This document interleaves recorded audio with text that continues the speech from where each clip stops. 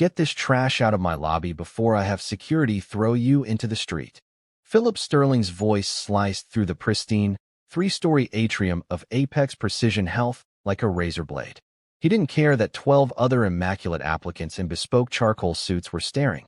He didn't care that the heavy Chicago rain was slamming violently against the 40-foot glass windows behind them. The chief operating officer stood with his hands locked behind his back, his silver-rimmed glasses catching the harsh glare of the ceiling lights as he looked at Julian Garrick with pure, unadulterated disgust. "You are 47 minutes late for a micron-tolerance engineering interview," Philip sneered, slamming Julian's slightly water-damaged blue folder onto the titanium reception desk with a loud, hollow crack. "Look at yourself. You're dripping mud onto my Thassos marble. You aren't even wearing a winter coat, and you have the audacity to walk in here bleeding like a street fighter. This is a multi-billion-dollar medical tech firm, not a homeless shelter. Security, remove him." Two burly guards in black uniforms immediately stepped forward, their heavy boots thudding against the mirror-polished floor. "My coat is on the shoulder of I-90, Julian said, his voice a low, gravelly rumble that refused to shake, even as the throbbing pain in his right hand intensified. He held his arm braced against his chest, wrapped tightly in a coarse linen shop rag that was rapidly turning a deep, wet crimson. And this blood came from clearing the shattered glass of a crushed luxury sedan so a trapped woman could breathe. "I didn't ask for the highway to collapse, Mr. Sterling. I'm asking for 5 minutes to prove I know how to calibrate your safety systems." Philip let out a dry, clinical laugh, completely unmoved. A heroic sob story. How incredibly convenient for a man with a mediocre technical school resume and zero corporate compliance experience. "We design pediatric life support machines, Mr. Garrick. We do not give second chances to people who can't manage a clock. Your interview is over. Guard the doors." The guards gripped Julian's shoulders. Julian's left fist clenched so hard his knuckles turned white. He thought of his 8-year-old daughter Clara sitting in the respiratory clinic across town, waiting for him to secure the medical insurance this job promised. He thought of the drawer in their cramped apartment overflowing with past-due notices. He wanted to swing. He wanted to tear Philip's perfect silk tie from his neck. Instead, Julian shook the guard's hands off his shoulders with a single, powerful burst of leverage. He snatched his wrinkled blue folder from the desk, looked Philip dead in the eyes with an unshakable, terrifyingly calm dignity, and walked out into the freezing storm, leaving a trail of dark, bloody footprints on the spotless white floor. The scene on Interstate 90 just 50 minutes earlier explained every drop of that blood. The wind off Lake Michigan had turned the morning commute into a blinding sheet of gray mist and black ice. Julian had been driving his old blue Ford pickup, carefully maintaining his speed in the center lane. Propped in his dashboard cup holder, his phone buzzed with a live video call. Clara's small face glowed on the screen from her hospital observation bed, her wild curls tied back in two uneven ponytails. "Are you nervous, Daddy?" Clara asked, her voice thin but bright, competing with the rhythmic, mechanical thump of his windshield wipers. Julian forced a warm smile, glancing at the crayon drawing she had taped next to his speedometer, a picture of him standing next to a tall building with Daddy's new job written in purple letters. "Just a little bit, sweetheart. I've got my folder sealed in a plastic bag so the pages stay dry." "Don't say a little bit. Grown-ups say that when they mean a lot," Clara said, leaning closer to her camera. She held up a small piece of silver paper she had cut into a star. "Remember what the doctor says. Slow breaths. I made you a medal for good luck." "I'll wear it proudly, Clary," Julian murmured, his chest tightening with a familiar, heavy ache. "I'll call you the second I'm out of the boardroom." The call disconnected as Julian approached mile marker 42. Up ahead, brake lights ballooned a sudden, violent red through the fog. Commuter cars began swerving erratically into the left lane, splashing plumes of dirty water into the air. On the right shoulder, a sleek silver luxury sedan was crushed completely against the concrete barrier, its front hood crumpled like a discarded soda can. White, acrid smoke was already beginning to billow from beneath the warped metal, curling up into the freezing rain. Julian's foot hovered over the brake. "Not today," a desperate voice whispered in his mind. "You have 20 minutes. This interview is everything." But as his truck rolled past the wreckage, his eyes caught the passenger side window. A woman was inside, her face pale beneath rain-damp blonde hair, her forehead streaked with dark blood from a nasty impact against the frame. Her palm was pressed flat against the fogged glass, her lips moving in a silent, terrified scream for help.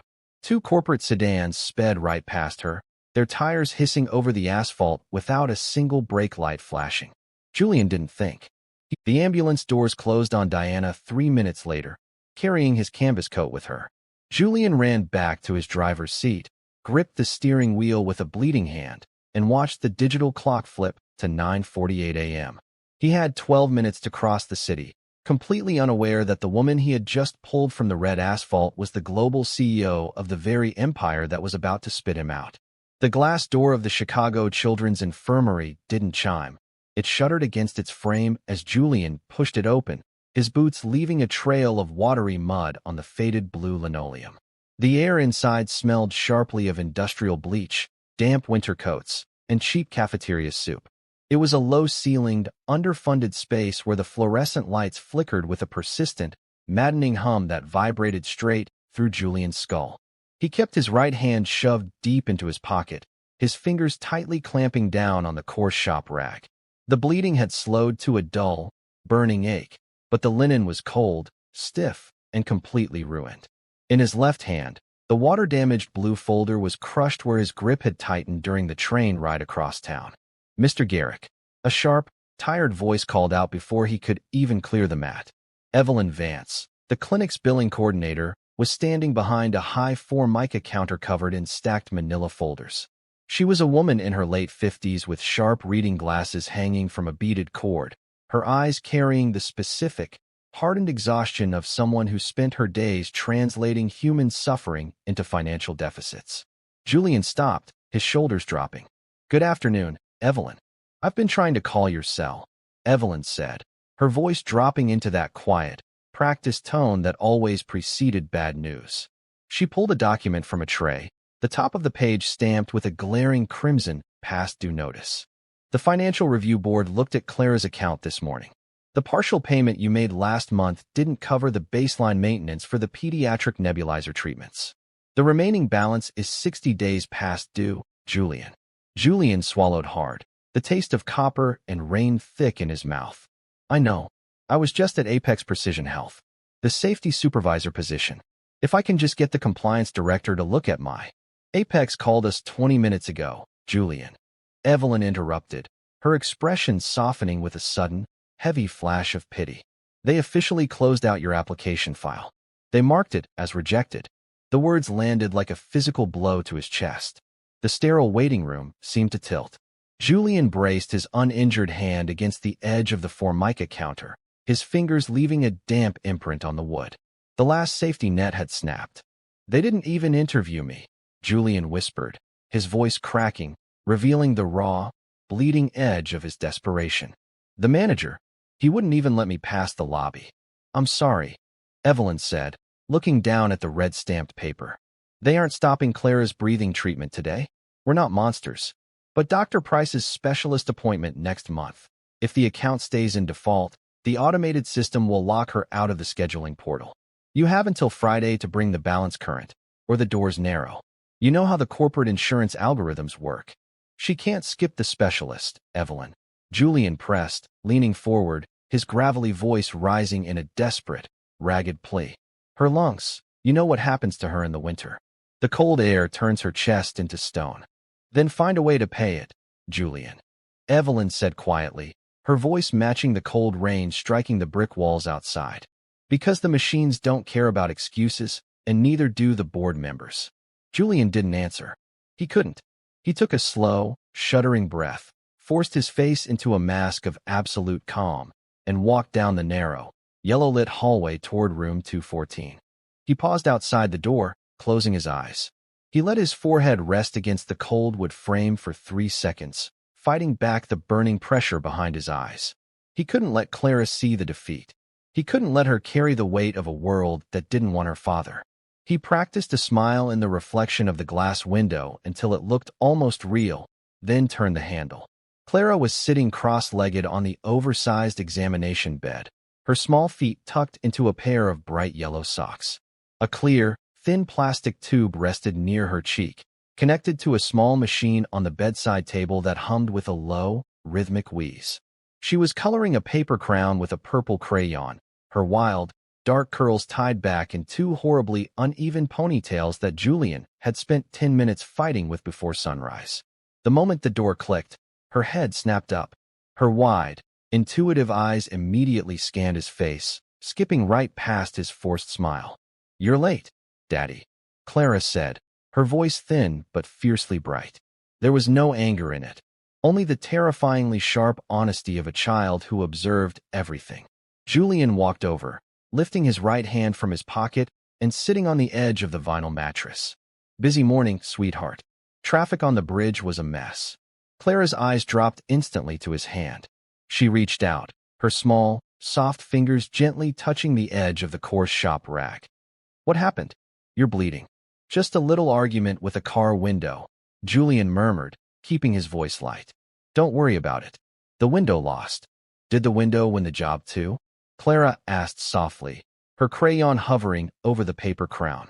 The question hung in the quiet room, heavier than the rain outside. Julian looked at the blue folder in his lap, then at the small crayon drawing still taped to his dashboard across town. He felt smaller than he ever had in his life.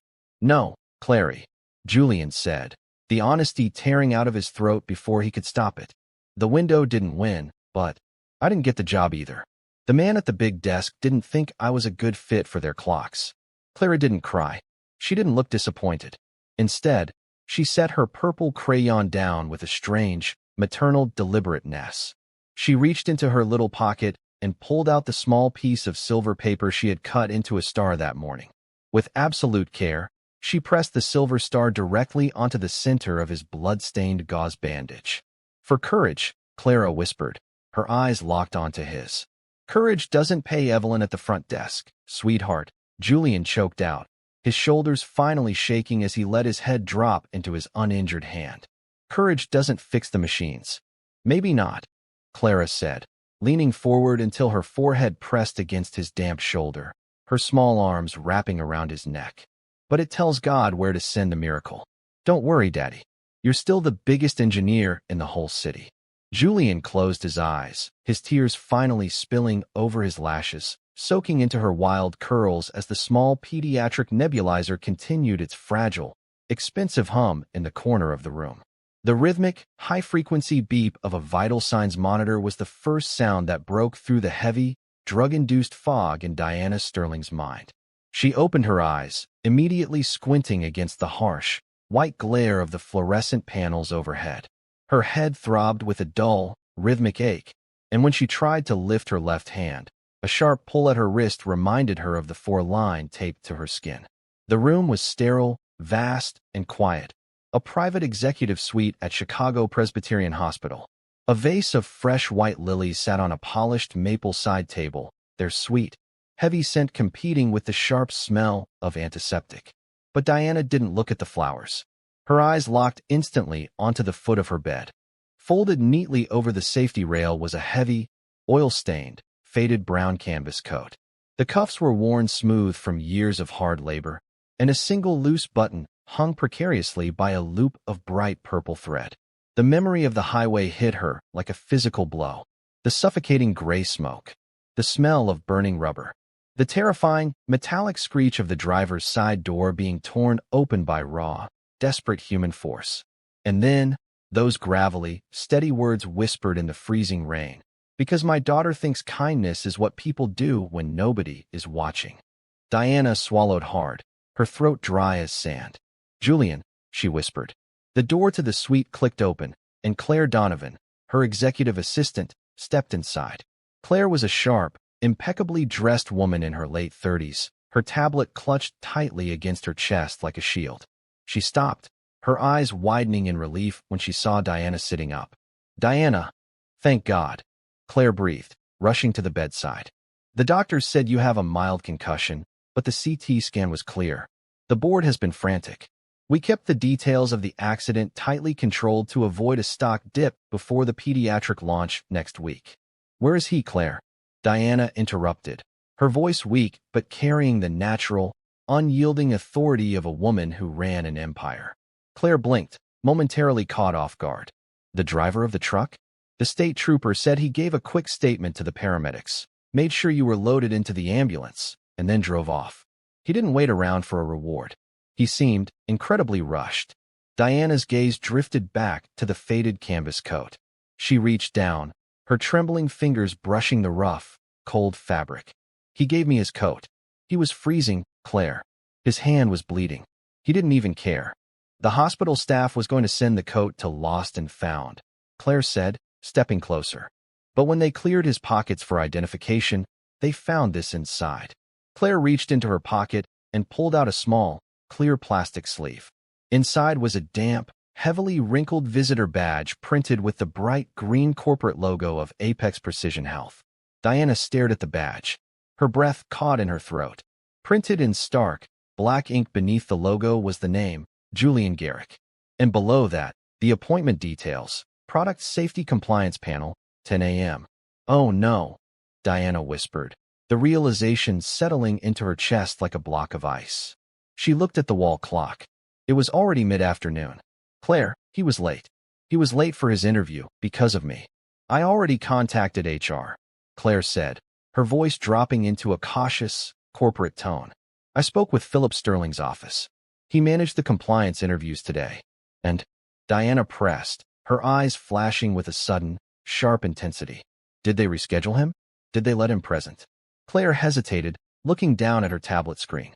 Julian Garrick was officially marked as rejected, Diana. The status was logged at 10:47 this morning. The reason listed by Philip's office was unprofessional presentation, chronic tardiness, and poor cultural fit. Diana closed her eyes, a cold, dangerous anger blooming behind her ribs. Unprofessional, she muttered. He was bleeding because he broke my window. He didn't have a coat because it was wrapped around my shoulders. She opened her eyes, throwing the heavy white blankets off her legs. Get my clothes, Claire. We're going back to the office. Diana, you're in no condition to leave. I am the chief executive officer of this company, Claire, Diana said, her voice dropping to a terrifyingly quiet whisper as she ripped the foretape from her arm. And I am not going to let a man lose his livelihood because he chose to keep me alive. 30 miles away, inside the glass-walled executive offices of Apex Precision Health, the atmosphere was thick with a completely different kind of tension.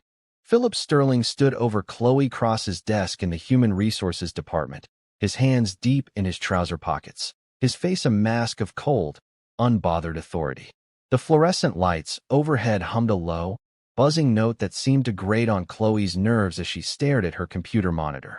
I want the entire compliance applicant pool finalized by 5 o'clock, Chloe, Philip said, his clinical voice carrying no room for debate. And make sure the Garrick file is archived and locked. I don't want his resume sitting in the active rotation. Chloe kept her fingers resting quietly on her keyboard, her heart hammering against her ribs.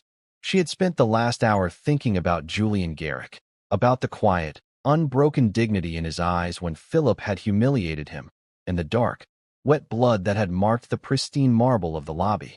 Mr. Sterling, Chloe said, forcing her voice to remain steady and professional. I've been reviewing the security logs from this morning. Mr. Garrick was visibly injured when he arrived. He tried to explain that there was an emergency on the highway. Don't you think we should at least verify his story before we permanently bar him from future applications? Philip leaned forward, bracing his hands on the edge of Chloe's desk. His silver-rimmed glasses slid slightly down his nose, his eyes narrowing with a sharp, warning glare. Let me make something very clear to you, Chloe, Philip whispered, his tone dripping with quiet condescension. We are in the middle of a delicate transition phase. Investors are watching our compliance metrics. We do not have the time, nor the resources, to investigate the elaborate sob stories of every blue-collar mechanic who can't arrive at an interview on time. He was late. He was dirty. He was bleeding. He failed the standard. But the lobby camera on the east wall. Chloe pressed, her voice trembling slightly. It captured his arrival. It shows his hand. It shows he was. Delete the east wall footage, Chloe, Philip interrupted, his voice dropping to an absolute, chilling flatline. Chloe froze. What? You heard me, Philip said, straightening his tie. Delete the raw lobby files from the 10 o'clock block. We don't need redundant data clogging the servers, and we certainly don't need some bleeding heart HR coordinator trying to build a case for an unqualified candidate. Mark the file closed. Do it now. Philip turned on his heel, walking back toward his corner office without waiting for her reply. Chloe sat in the sudden, heavy silence of the cubicle, her breathing shallow. Her hand shook as she reached for her mouse. On her screen, the security portal was open, showing the high-definition footage of the lobby from 10:47 a.m. There was Julian, wet, shivering, his hand wrapped in a bloody shop rag, holding his damaged blue folder with an unshakable, quiet strength while Philip laughed in his face. She looked down at the physical folder Julian had left behind in his haste, the one Philip had thrown back at him. Underneath the technical certifications and the reference letters from local warehouses, there was a copy of Julian's personal background sheet. Dependent, Clara Garrick, age 8. And typed at the very bottom under medical accommodations. Requires specialized pediatric respiratory therapy. Chloe closed her eyes. She thought of her own job, the student loans, the rent, the fragile security of her corporate position. Challenging Philip was professional suicide. If she got caught, she would be blacklisted from every major firm in the district. But then she looked at the screen again. She saw Julian's face as he turned to leave, defeated but refusing to bow his head. Real strength doesn't need an audience, Chloe whispered, repeating a phrase she had once read. Her jaw set. She clicked on the security portal. Instead of hitting the delete command, Chloe plugged a secure, encrypted flash drive into the side of her terminal. With a few rapid, silent keystrokes, she copied the raw, unedited east wall footage, Julian's complete resume, and the medical billing flag associated with his daughter Clara. She opened her internal email client, typing in the highly restricted, private address of the one person who sat above Philip Sterling, Diana Sterling, CEO. Subject, High Priority Compliance Review, Julian Garrick. Chloe's finger hovered over the send button for 3 agonizing seconds, her heart thumping wildly against her chest. She looked toward Philip's closed office door, took a deep, steady breath, and clicked the mouse. The screen flashed, message sent successfully. Chloe pulled the flash drive from the slot, shoved it deep into her purse, and closed the window just as the elevator bell down the hall began to chime. The storm had finally broken by late afternoon, leaving the Chicago streets washed in a cold, metallic dampness. As the sun dipped below the jagged skyline of the financial district, it cast a long, blood-red glow through the towering glass windows of the Apex Precision Health lobby. The sterile white marble floors, clean of the mud Julian had left behind that morning, now caught the fiery, bleeding reflection of the dusk sky. The vast atrium was mostly empty, the rush of morning applicants long gone. Only Chloe Cross remained behind the titanium reception desk, packing her things into her bag with fingers that still trembled slightly from her afternoon defiance. Then, the heavy revolving glass doors spun open. Julian Garrick stepped back into the lobby. He looked even more exhausted than he had hours before. He still wore his damp flannel shirt, his shoulders hunched slightly against the chill. His right hand remained shoved deep into his pocket, where the silver paper star Clara had given him was safely tucked against his palm. He hadn't returned to beg. He hadn't returned to argue. He had come back for the only thing he had left behind that truly mattered. The small, faded photograph of Clara laughing in her yellow socks, tucked securely into the hidden inside lining of his canvas coat. Chloe looked up, her breath catching in her throat as Julian approached the desk. "Mr. Garrick? You came back." "I'm sorry to trouble you, Chloe," Julian said, his voice a low, rough murmur. "I know I'm not supposed to be here, but when the ambulance took the woman from the highway, she was wearing my canvas coat. My daughter's picture is inside the breast pocket. I went to the hospital, but they told me her team had already discharged her and brought her personal effects back here to the executive suite. I just need the photograph." Before Chloe could answer, a sharp, familiar thud of leather Oxfords echoed from the eastern corridor. Philip Sterling stepped into the atrium, an expensive leather briefcase in his hand, ready to leave for the night. The moment his eyes landed on Julian's rugged, coatless frame, his face hardened into a mask of pure, unadulterated venom. He snapped his fingers loudly, pointing a polished finger directly at Julian's chest. "You've got to be kidding me," Philip barked, his voice echoing off the 3-story ceiling with a jarring, brutal arrogance. He didn't wait for Julian to speak. He turned his head and shouted toward the security podium. "Guards, what do I pay you for? I told you to throw this trash out of my building this morning. Get him out of my sight before I have both of you fired by morning." Two large security guards immediately moved in, their heavy belts clanking as they flanked Julian, their hands hovering near their batons. "Mr. Sterling, wait," Chloe said, her voice rising in a desperate gamble as she stepped out from behind the desk. "He isn't here for an interview. He just wants his—" "Shut your mouth, Chloe, if you still want a job here tomorrow," Philip snapped, stepping directly into Julian's space, his silver-rimmed glasses flashing in the red sunset light. He looked at Julian with immense contempt. "Listen to me, you pathetic loser. You think you can stalk my executive team because you missed a clock? You think a sob story about a highway rescue gives you a right to loiter on private property? You are a zero, a tech school nobody with a sick kid and a ruined life. You don't belong in this room. You don't belong in this company. And if you aren't out of those doors in 5 seconds, I will personally ensure the police lock you in a cell where you can't see your daughter for a month." The guards grabbed Julian's arms, twisting them slightly behind his back.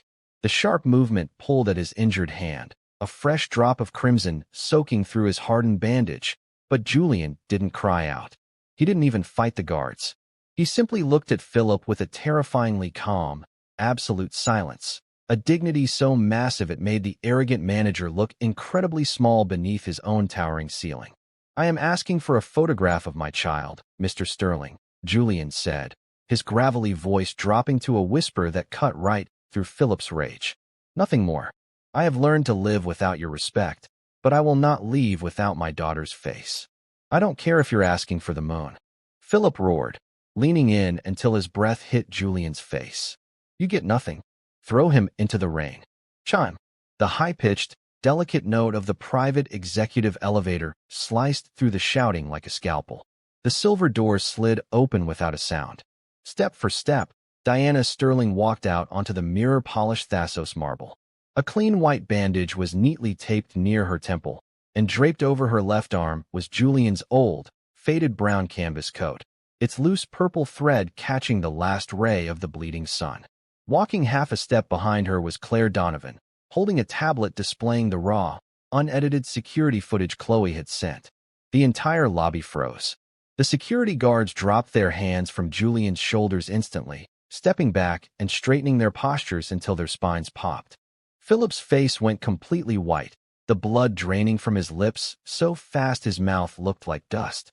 Diana didn't look at Philip. She didn't look at the guards. Her eyes were fixed entirely on Julian, taking in his shivering, coatless frame and his blood-stained bandage. She walked directly across the vast atrium, her heels clicking softly against the marble, until she stood mere inches from the man who had broken a car window to save her life. "Mr. Garrick," Diana said, her voice steady, beautiful, and ringing with an absolute power that silenced the entire building. She lifted the heavy canvas coat with both hands, presenting it to him not like a piece of lost property, but like a sacred standard. "I believe this belongs to you." Julian looked from the coat to her eyes, his chest rising in a slow, disoriented breath. "Avery, you're the CEO? My name is Diana Sterling," she said, a small, warm smile finally breaking through her professional mask as Julian's rough fingers found the inside pocket, ensuring Clara's photograph was safe. She turned her head slowly, the warmth completely vanishing from her face as her gaze landed on Philip.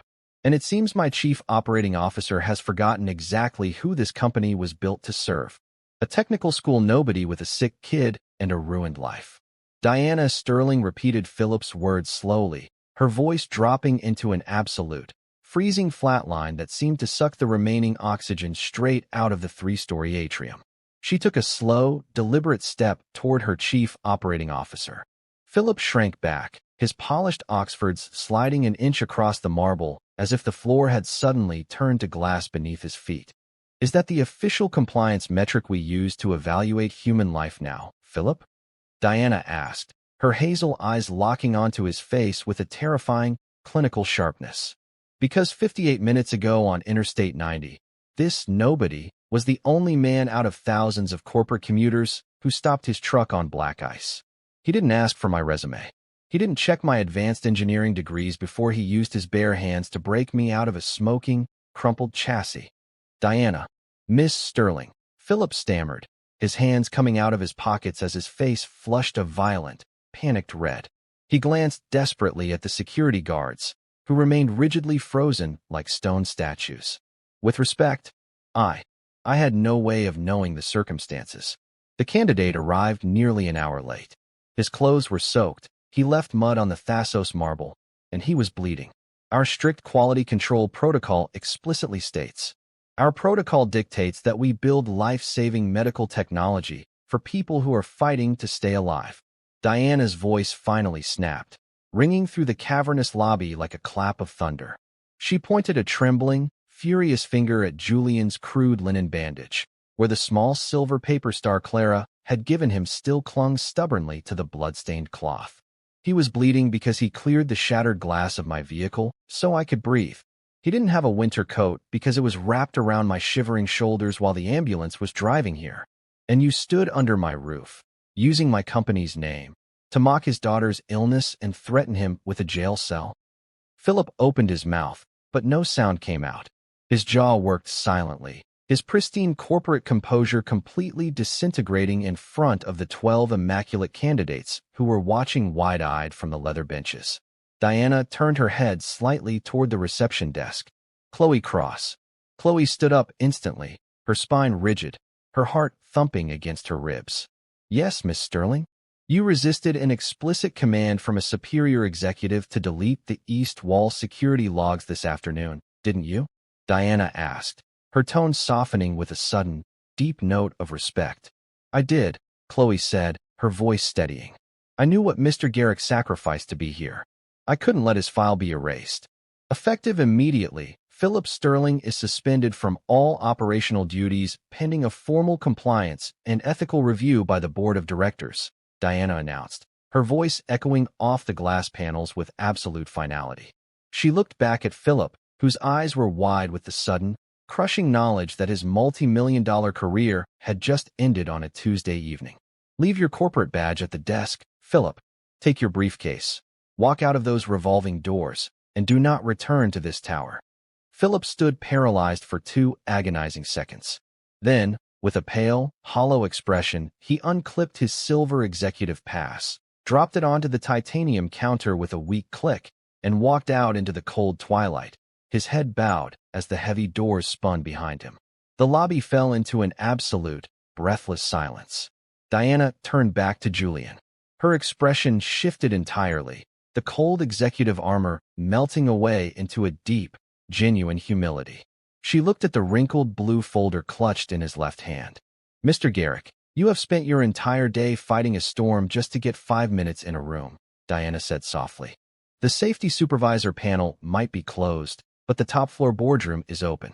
If you still have the energy, I have 3 senior engineering directors waiting upstairs who would be honored to look at your credentials. Will you join us? Julian looked down at his salt-stained work boots, then at the faded photograph of Clara safely tucked into his canvas coat pocket.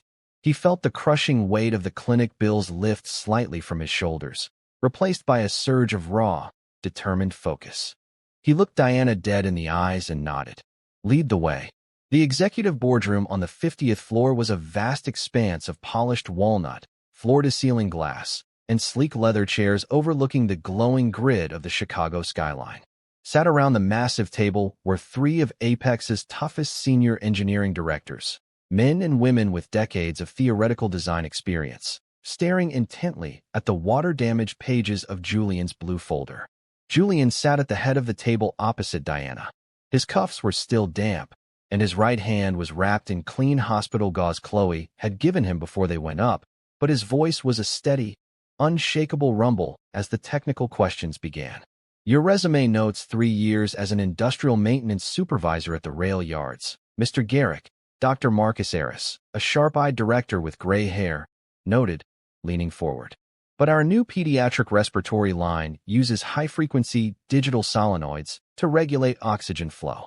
How do your mechanical tolerances translate to a child's lungs? Julian didn't hesitate. He opened his folder with his left hand, pointing directly to a hand-drawn schematic he had sketched during his night shifts. Digital solenoids fail when moisture enters the line or when the backup pneumatic seals degrade under continuous micropressure, Julian explained, his practical, gravelly voice filling the boardroom with an immediate, undeniable authority. An engineer with a fancy degree builds a system that works perfectly in a sterile laboratory at 68 degrees. But I've spent 10 winters repairing pneumatic lines in freezing rain at 2 o'clock in the morning.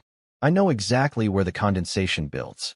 I know that if a manual bypass valve doesn't have a mechanical spring override, a single power surge will turn a parent's prayer into a complete panic. The three directors looked at each other, the skeptical expressions on their faces instantly melting into deep, silent nods of realization. Julian wasn't reciting code from a textbook. He was speaking from the raw, lived experience of a man who spent his nights keeping machines alive, and his days watching those same machines breathe for his daughter. For 2 grueling hours, they threw every catastrophic failure scenario at him. Pressure drops, sensor misalignment, manufacturing defects. And for 2 hours, Julian dismantled every problem with the calm, razor-sharp precision of a master mechanic. He didn't have the corporate jargon, but he had something infinitely rarer. He knew exactly who the equipment was for. As the clock neared 8 o'clock, Dr. Aris slowly closed Julian's blue folder. He looked across the walnut table at Diana, then back at the soaked single father sitting before them. "Miss Sterling," Dr. Aris said, a small smile breaking through his serious face. "We've interviewed 30 candidates with Ivy League degrees this month, and not one of them could tell us how our valves perform when the temperature drops below zero. Mr. Garrick doesn't just understand safety compliance. He lives it." Diana smiled, her eyes bright as she looked at Julian. "Then I believe the decision is unanimous." She stood up, extending her hand across the table. "Welcome to Apex Precision Health, Julian. Your contract begins Monday, with full executive health insurance active the second you sign." Julian stood up, his fingers closing around hers. As he looked out at the glowing lights of the city, he felt a tear slip down his weathered cheek. Not from the humiliation of the morning, but from the incredible knowledge that his quiet, stubborn dignity had finally brought his little girl home her miracle. The rain that had battered the city all week finally gave way to a crisp, clear Monday morning. Pale winter sunlight poured through the 40-foot glass windows of the Apex Precision Health headquarters, turning the polished Thassos marble into a bright, gleaming sheet of white gold. Julian Garrick stepped into the atrium at exactly 9:15. He didn't wear a damp flannel shirt, and his right hand was no longer wrapped in a stained shop rag. Instead, a clean, professional medical bandage covered his healing palm. He wore a sharp, well-fitted dark charcoal suit. He didn't look like a stranger trying to hide in the corners anymore. He walked with a steady, unshakable posture, his heavy boots replaced by polished leather shoes that clicked cleanly against the floor. At the central reception desk, a brand-new glass nameplate caught the morning light. Chloe Cross, Senior Director of Human Resources and Talent Compliance. Chloe looked up from her digital tablet, a massive, brilliant smile breaking across her face the moment she saw him. She stood up immediately. "Good morning, Mr. Garrick," Chloe said, her voice bright and full of pride. "Your executive onboarding documents are already processed. Your team is waiting for you on the 50th floor." "Good morning, Director," Julian said, his gravelly voice warm as he offered his uninjured hand. "I heard about the promotion. Nobody deserves it more than you. We're setting a new baseline for who we let past the lobby," Chloe whispered with a wink, nodding toward the elevators. "Go on up. You have a factory line to run." Up on the top floor, the main laboratory was a sterile, high-tech sanctuary of silver and white. Automated arms calibrated delicate sensors behind protective glass panels, and rows of pristine, newly manufactured pediatric ventilators sat under brilliant LED lights, their digital displays glowing with a steady, peaceful green pulse. Julian stood at the central observation window, a heavy silver company badge clipped neatly to his lapel. He was typing a command into his technical terminal when a sudden, loud squeak of rubber soles echoed from the pristine hallway behind him. Julian turned around. Clara was walking down the long corridor, her wild, dark curls bouncing with every step. She wore her favorite bright yellow socks, completely ignoring the strict corporate dress code, her small feet sliding slightly on the polished floor. Diana Sterling walked half a step behind her, holding Clara's little winter coat over her arm, watching the little girl with a look of pure, quiet joy. "Daddy!" Clara cried, her thin voice echoing through the high-tech lab. She ran straight to him, her yellow socks skidding to a stop right against his leather shoes. Julian knelt down instantly, scooping her up into his arms and burying his face in her curls, breathing in the familiar scent of baby shampoo and the clean air of a child who was finally, safely breathing without the low hum of a clinic machine. "What do you think of the new office, Clary?" Julian murmured, setting her down on the edge of a mahogany side table near the window. Clara looked around the vast, high-rise room, her wide, intuitive eyes taking in the glowing skyline of Chicago stretching out for miles below them, then looking at the rows of life-saving medical devices lining the glass walls. She didn't look intimidated by the luxury or the high-rise power. She simply reached into her pocket. With absolute, deliberate care, Clara pulled out the small piece of silver paper she had cut into a star on that desperate morning in the rain. She reached up and pressed the silver star directly onto the corner of Julian's gleaming, heavy metal executive badge. "I told you," Clara whispered, her eyes locked onto his with an unbroken, triumphant brightness. "The machines don't care about the clocks, Daddy. They just needed the biggest engineer in the city to come show them how to breathe." Diana stepped forward, her hand resting gently on Clara's shoulder as she looked at Julian, the silver star catching the brilliant morning sun. "She's right, Julian," Diana said softly, her voice carrying the true, unyielding standard of the empire they were going to build together. "This is what we measure tolerances for. This is what the world looks like when someone stops to watch." Julian smiled, his chest filling with a deep, quiet peace as he held his daughter's hand, looking out over the city that could no longer shut him out.